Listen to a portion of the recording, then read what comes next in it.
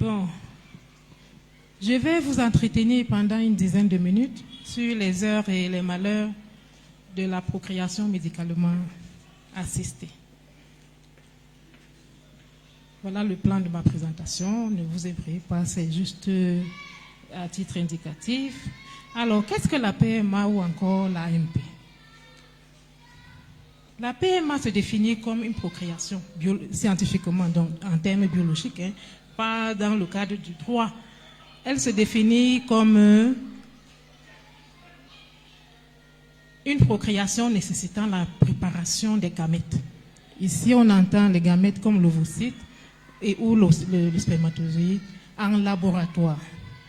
Soit, cette procréation se fait soit par insémination, c'est-à-dire on prend les spermatozoïdes qu'on a au préalable préparés en laboratoire et être inséminé dans l'utérus et la fécondation est alors spontanée. On dit c'est une fécondation in vivo. Ou alors par une fécondation vive, c'est-à-dire les ovocytes et les spermatozoïdes sont traités au laboratoire pour favoriser la fécondation qui est alors dite in vitro. Dans quel cas on nécessite une AMP? Il est vrai qu'il a déjà été dit juridiquement dans quel cas on sollicite une procréation médicalement assistée.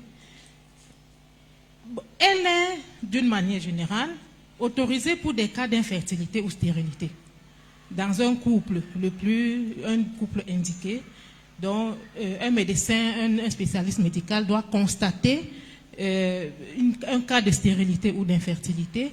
Et là, avec d'autres mesures, vous proposez un cas de AMP. En cas de la présence d'une maladie génétique aussi, on peut vous proposer de faire une procréation médicalement assistée. C'est-à-dire pouvoir avoir une maladie qui vous empêche de procréer de manière naturelle ou une maladie génétique qui peut se transmettre à l'enfant. Là, on peut vous proposer aussi une AMP. On peut, dans un troisième cas, en présence d'une maladie sexuellement transmissible, grave, qui vous empêche d'avoir un enfant normal, de procréer. Là, on peut vous proposer une AMP. Quelles sont les techniques d'AMP les plus courantes? Parce qu'il y a plusieurs variantes.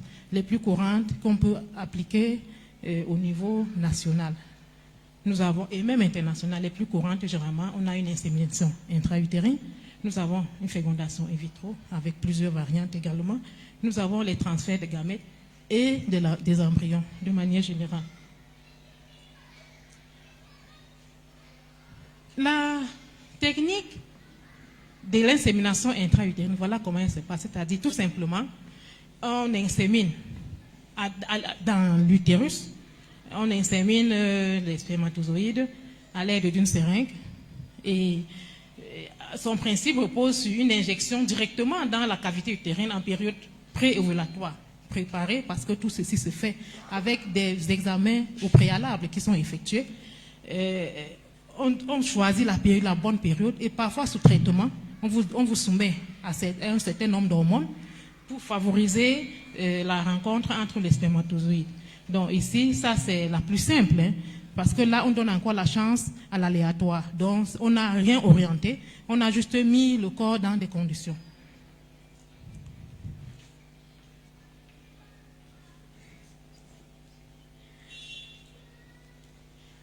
Il y a la deuxième catégorie des PMA qu'on appelle la fécondation in vitro.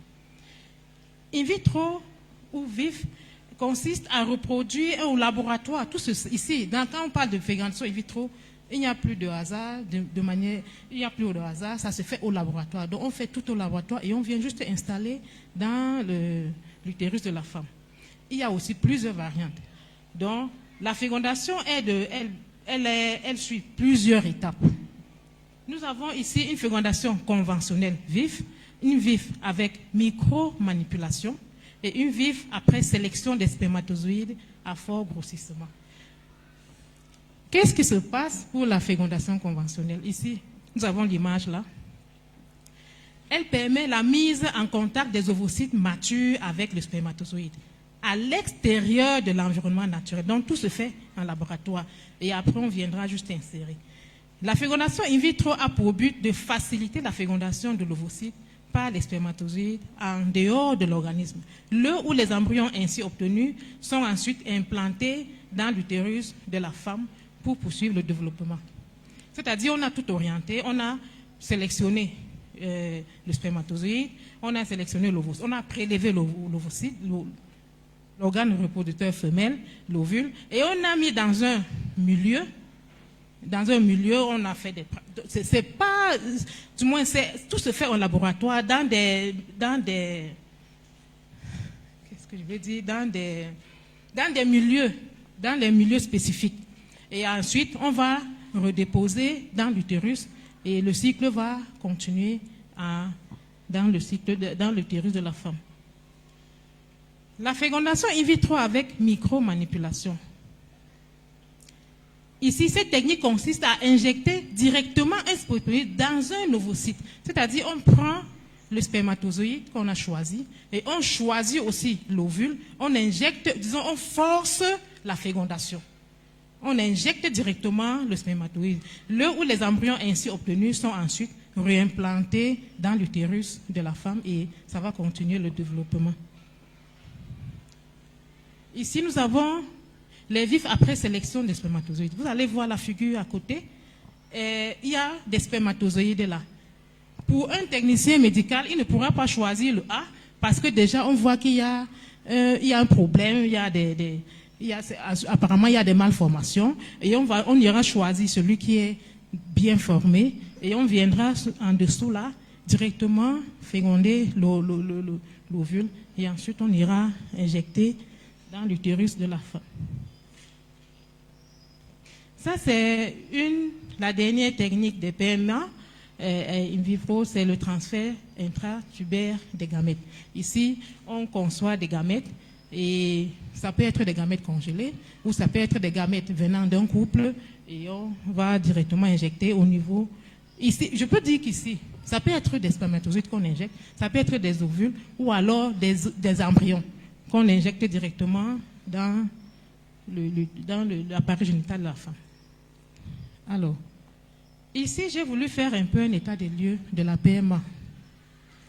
L'infertilité touche tous les continents, donc ce n'est pas une histoire d'un pays ou d'un continent, et ouvre du coup un marché attractif pour les industries spécialisées dans les traitements d'assistance médicale à la procréation appelés ART, ou encore Assisted Reproductive Technology.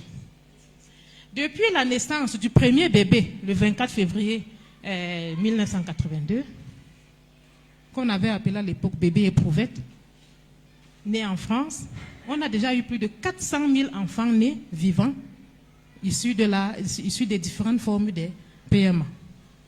En 2019, d'après l'Agence de biomédecine, il y a eu 157 000 tentatives de VIF ou d'IA, c'est-à-dire insémination artificielle, contre 150 000 en 2006. Du coup, on voit que le taux de réussite est en train d'améliorer.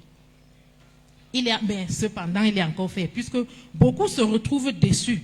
Après ce parcours de combattants, le taux de succès de tentative de PMA est de 1 sur 5. C'est-à-dire sur 5 femmes qui vont pour une tentative de PMA, il n'y a qu'une parfois qui est satisfaite. Donc, néanmoins, malgré ce chiffre qu'on voit, il a toujours un pourcentage faible. Même la recherche vise à améliorer les chances de succès de grossesse. Donc 10% de couples restent infertiles après 2 tentatives et jusqu'à 27% en cas d'infertilité restent inexpliqués. Donc vous allez faire la PMA, vous n'avez pas d'enfant et on ne peut pas expliquer pourquoi ça ne marche pas. Donc on a encore en soif des explications.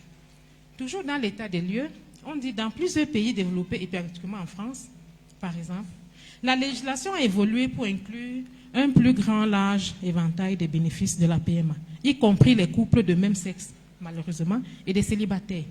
Parce que tout à l'heure, on dit, puisque l'enfant est un droit, et bon, à la fin on va voir ça, l'enfant, chaque homme qui naît a droit à avoir l'enfant. Et ce n'est pas parce qu'on n'est pas marié qu'on ne doit pas avoir un enfant. Ils expliquent ça et ils se disent ils sont dans le droit de faire une insémination. Ils ont aussi droit à avoir un enfant. Ce n'est pas parce qu'ils n'ont pas eu la chance d'être en couple qui ne peuvent pas avoir d'enfants. Et du coup, ça augmente aussi la demande des PMA, puisque sans enfants, vous ne pouvez passer que par la PMA. Donc, une société d'évaluation des marchés a estimé que les sociétés spécialisées dans les arts avaient généré 2,3 millions de dollars en 2020. Du coup, on comprend que les PMA deviennent une industrie, puisqu'il faut débloquer beaucoup d'argent. Je vous demanderai encore une fois des ovations pour le professeur Ndongok pour sa brillante présentation où elle nous a sorti les principales méthodes utilisées pour la procréation médicalement assistée, particulièrement la FIV, l'insémination artificielle. Elle nous a parlé des malheurs de la PMA, à savoir principalement les douleurs, les hémorragies, dont les malheurs beaucoup plus liés d'abord à la femme qui doit passer cette procédure et ensuite ceux des bébés